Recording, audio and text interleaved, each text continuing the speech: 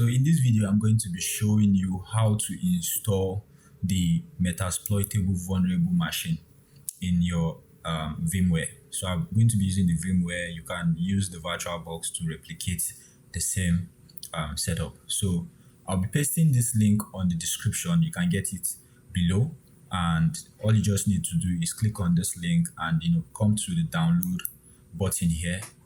Click on the download and it's going to prompt you that it's going to start downloading shortly. Just wait for it to download. This would require your internet speed for you to get it up. So I'm just going to pause this video and come back when the video is ready.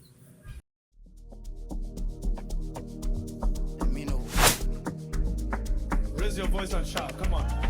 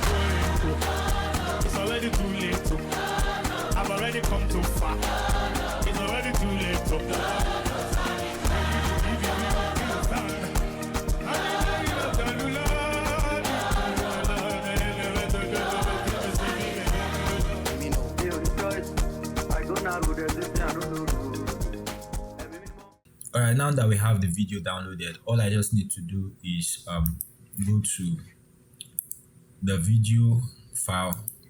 I usually like to keep my files in a very secured folder here. So I would unzip. I'm going to extract my file here, and once I have this ready, all I need to do is go to my Vmware machine. I'll go to file and I won't create a new, so I'm just going to open. I'm going to open because I already have it downloaded, and I'll pick the unzipped folder and click on open, and then this is what you need. So once I have that ready, you can see now that I have the Metasploitable here, and I can just run it.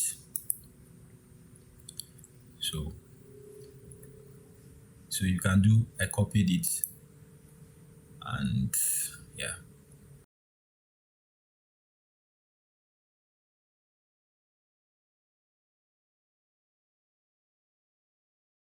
So for you to insert the password, the login and the password is MSF admin.